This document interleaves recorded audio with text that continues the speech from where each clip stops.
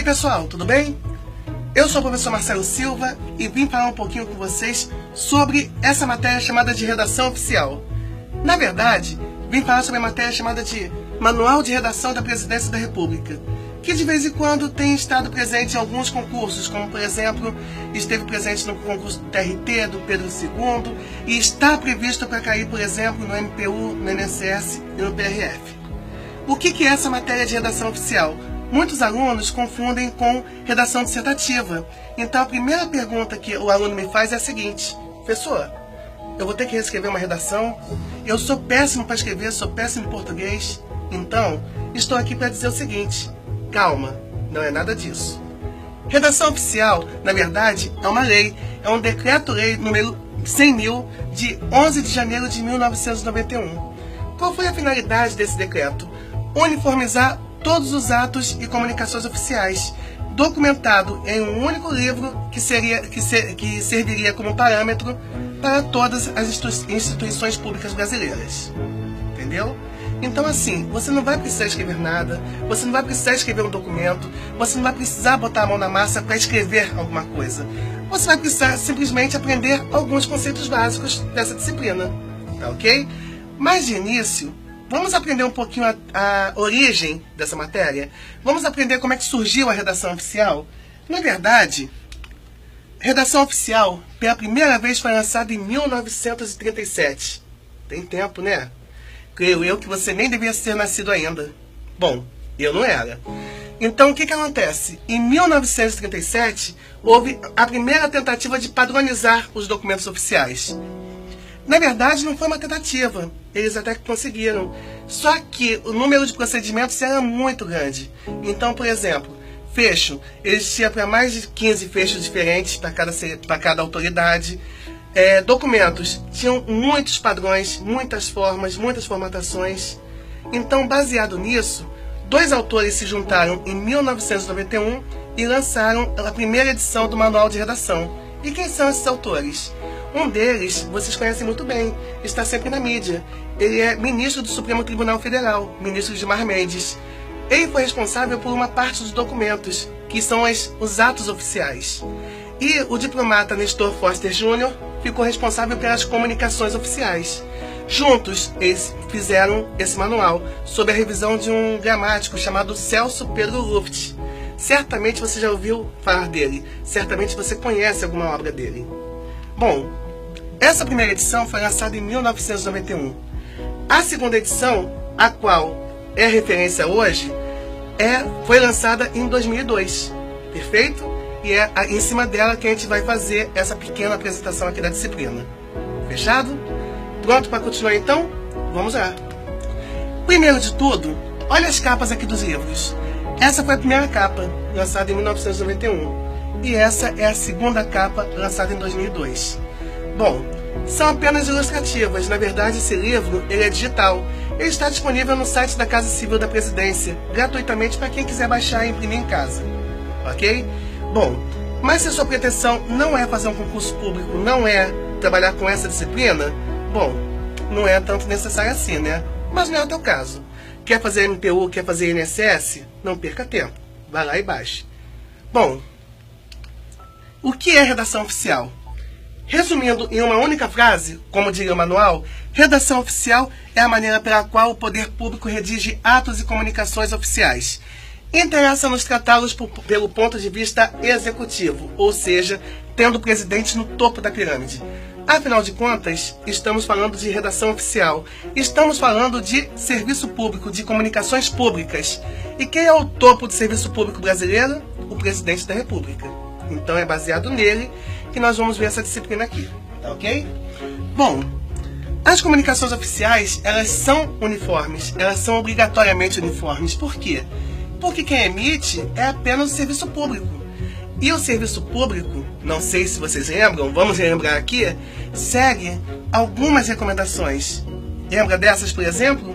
O LIMPE, LIMP? Então, para quem não lembra, a gente resume. LIMP significa legalidade, impessoalidade, moralidade, publicidade e eficiência. Lembrou? Isso aí. são os 5 princípios da administração pública. E repare, um desses princípios é a impessoalidade.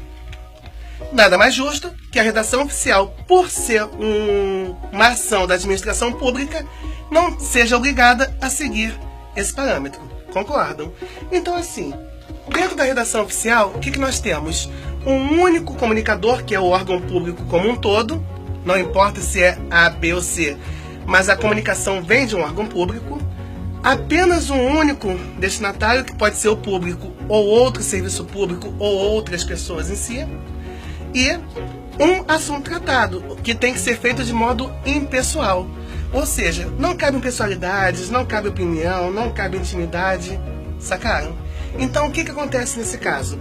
Nós temos que ter muito cuidado na hora de redigir um documento público. Não pode ser feito de qualquer forma. Afinal de contas, é um documento público. Não é uma mensagenzinha no WhatsApp. Então, o que acontece? Vamos ver quais são as regras que esses documentos devem seguir. Primeiro, vamos falar um pouquinho sobre a linguagem. Como é que é a linguagem de um documento oficial? Vocês têm alguma ideia? Vamos apagar aqui e vamos dar prosseguimento então.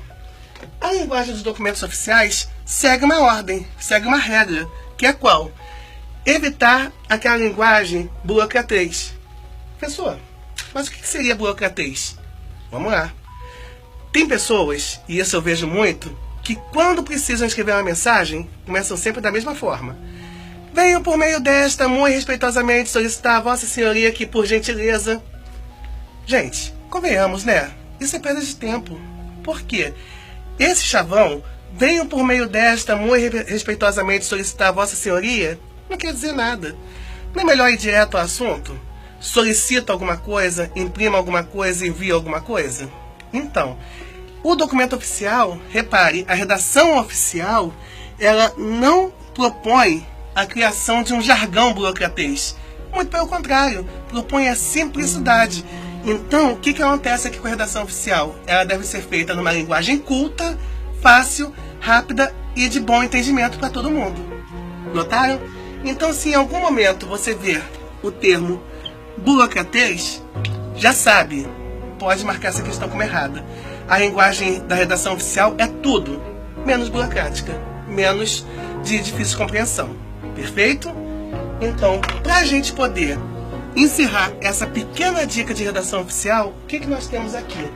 Um recado final, que a redação oficial não é, portanto, necessariamente árida e infensa à evolução da língua. Como assim? Essa frase está dentro do manual. Parece estranha, né? Mas vamos tentar entender o que ele está dizendo com isso. Se você pega, por exemplo, a linguagem utilizada por Machado de Assis em 1881, quando ele escreveu Memórias Póstumas, e você pega hoje um documento oficial escrito em 2018, o que vai acontecer? A linguagem está muito diferente, ela está muito mudada. E tá certo, a língua portuguesa vive em franca evolução. Não é uma língua, digamos assim, morta, como o latim, por exemplo, que é uma língua que já não tem mais nenhum tipo de mudança a ser feita. Não, a língua portuguesa está em franca evolução.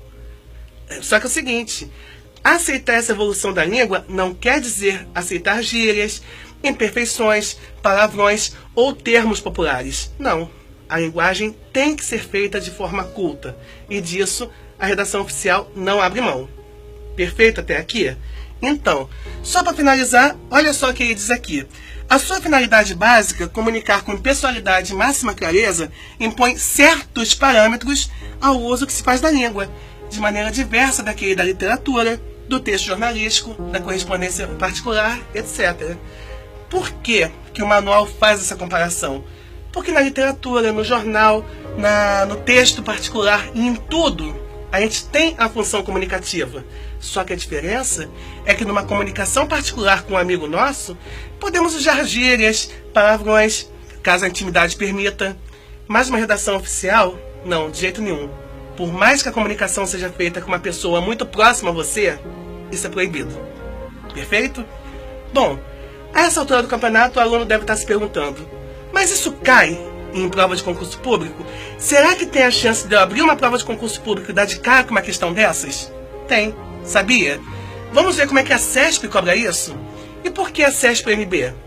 MPU, INSS, Polícia Federal. Olha quanto concurso aí que pode cair nas mãos da CESP. Polícia Federal já tá certo, mas MPU e INSS, quem sabe?